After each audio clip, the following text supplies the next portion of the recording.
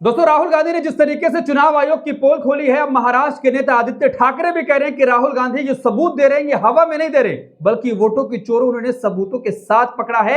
इसलिए उनकी बात पर यकीन होना चाहिए और चुनाव आयोग को सामने आकर इसका जवाब देना चाहिए। क्या आपको लगता है चुनाव आयोग आकर सामने जवाब देगा? अगर हमें इलेक्ट्रॉनिक डेटा मिल जाए, हम साबित कर देंगे कि हिंदुस्तान का प्रधानमंत्री चोरी करके प्रधानमंत्री बना है। मुझसे इलेक्शन कमीशन एफिडेविट मांगता है। ನನ್ನತ್ರಿಂದ ಇವತ್ತು ಚುನಾವಣೆ ಆಯೋಗ ಪ್ರಮಾಣ ಪತ್ರ ಕೇಳ್ತಾ ಇದ್ದಾರೆ। मुझसे कहता है कि मुझे ओथ लेना है। ಅವ್ರು ನನಗೆ ಕೇಳ್ತಾ ಇದ್ದಾರೆ ನಿಮ್ಮ ಮುಂದೆ ಬಂದು ಪ್ರಮಾಣ ಮಾಡಿ ಅಂತ ಹೇಳಿ। मैंने पार्लियामेंट के अंदर ओथ लिया है। ನಾನು इस संविधान के सामने ओथ लिया है। इस पर हाथ डाल के वोट लिया है। इस पे हाथ डालकर ओथ लिया है। ನಾನು ಸಂಸತ್ ಭವನದಲ್ಲಿ ಪ್ರತಿಜ್ಞೆ ಮಾಡಿದ್ದೀನಿ, ಸಂಸತ್ನಲ್ಲಿ ಪ್ರತಿಜ್ಞೆ ಮಾಡಿದ್ದೀನಿ, ಈ ಸಂವಿಧಾನದ ಮೇಲೆ ನಾನು ಪ್ರತಿಜ್ಞೆ ಮಾಡಿದ್ದೀನಿ, ನಾನು ನುಡಿಯಂತದ್ದೆಲ್ಲ ಸತ್ಯ ಅಂತ ಪ್ರತಿಜ್ಞೆ ಮಾಡಿದ್ದೇನೆ। और आज जब हिंदुस्तान की जनता हमारे डेटा को लेकर इलेक्शन कमीशन के वेबसाइट पर सवाल पूछ रही है, तो इलेक्शन कमीशन ने अपना वेबसाइट बंद कर दिया। ಇವತ್ತು ನಮ್ಮ ದೇಶದ ಪ್ರಜೆಗಳು ನಮ್ಮ ಒಂದು ಪತ್ರಿಕಾಗೋಷ್ಠಿ ನೋಡಿದ ನಂತರ ಚುನಾವಣೆ ಆಯೋಗದ ವೆಬ್ಸೈಟ್ ಅಲ್ಲಿ ಪ್ರಶ್ನೆ ಮಾಡಕ್ಕೆ ಪ್ರಯತ್ನ ಮಾಡಿದ್ರೆ ಚುನಾವಣೆ ಆಯೋಗದ ವೆಬ್ಸೈಟ್ मध्य प्रदेश, राजस्थान, बिहार के वेबसाइट बंद कर दिए हैं। ಇವತ್ತು ಬೇರೆ ಬೇರೆ ರಾಜ್ಯಗಳ ವೆಬ್ಸೈಟ್, ಚುನಾವಣೆಯ ವೆಬ್ಸೈಟ್, ಬಿಹಾರದ ಚುನಾವಣೆಯ ವೆಬ್ಸೈಟ್ ನ ಇವತ್ತು ಬಂದ್ ಮಾಡಿದ್ದಾರೆ। क्योंकि वो जानते हैं कि अगर हिंदुस्तान की जनता ने इसी डेटा को लेकर सवाल पूछना शुरू कर दिया तो उनका पूरा ढांचा कोलैप्स कर जाएगा। ಯಾಕಂತಂದ್ರೆ ಅವ್ರಿಗೆ ಮನವರಿಕೆ ಆಗಿದೆ, ಭಾರತ ದೇಶದ ಪ್ರಜೆಗಳು ಈ ಒಂದು ವಿಷಯನ ಕೇಳಿಕೊಂಡು ಪ್ರಶ್ನೆ ಮಾಡಕ್ಕೆ ಪ್ರಾರಂಭ ಮಾಡಿದ್ರೆ ಅವರ ಒಂದು ನಾಟಕ ಏನ್ ನಡೀತಾ ಇದೆ ಆ ನಾಟಕ ಮುಗಿದೋಗುತ್ತೇನಂತ ಭಯ ಇವತ್ತು ಅವ್ರಿಗೆ ಬಂದಿದೆ। और इलेक्शन कमीशन के लोगों को एक और बात माननी होगी, समझना होगा।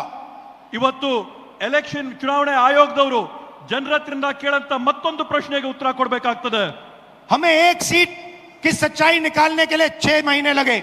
ನಮ್ಗೆ ಒಂದು ಸೀಟಿನ ವಾಸ್ತವಾಂಶ ತೆಗೆರಷ್ಟರಲ್ಲಿ 6 ತಿಂಗಳಿನ ಕಾಲಾವಧಿ ಬೇಕಾಗಿತ್ತು। मगर अगर आपने हमें डेटा नहीं दिया तो हम ये काम 1 नहीं 10, 15, 20, 25 सीटें में भी कर सकते हैं।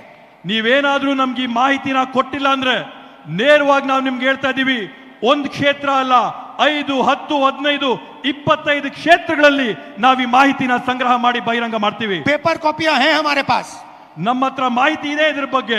आप छुपा नहीं सकते ನೀವು ಇದನ್ನ ಯಾವುದೇ ಕಾರಣಕ್ಕೂ ಬಚ್ಚಿಡಕ್ಕಾಗಲ್ಲ, ಮುಚ್ಚಿಡಕ್ಕಾಗಲ್ಲ, और आप छुप नहीं सकते। ನೀವು ಸುಮ್ಮನೆ ಕೂಡ ಇರಕ್ ಸಾಧ್ಯವಿಲ್ಲ।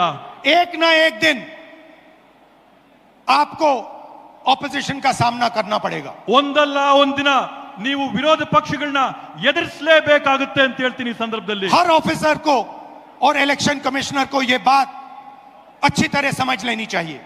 ಚುನಾವಣೆ ಆಯೋಗದ ಪ್ರತಿಯೊಬ್ಬ ಅಧಿಕಾರಿಗೆ, ಅವರ ಮುಖ್ಯಸ್ಥರಿಗೆ, ಪ್ರತಿಯೊಬ್ಬರಿಗೂ ಕೂಡ याद रखिए, नरेंद्र मोदी 25 सीट की मार्जिन से प्रधानमंत्री हैं। ತಾವು ನೆನಪಿಟ್ಕೋಬೇಕು, ನರೇಂದ್ರ ಮೋದಿ ಅವರು ಕೇವಲ 25 ಸೀಟುಗಳಿಂದ ಇವತ್ತು ಈ ದೇಶದ ಪ್ರಧಾನಮಂತ್ರಿ ಆಗಿದ್ದಾರೆ। एक सीट हमने दिखा दी कि चोरी हुई है। ಒಂದು ಸೀಟ್ ನಾವು ಸಾಬೀತು ಮಾಡಿ ತೋರಿಸಿದೀವಿ ಕಳ್ತನ ಆಗಿದೆ ಆ ಸೀಟ್ ಅಲ್ಲಿ ಅಂತ ಹೇಳಿ।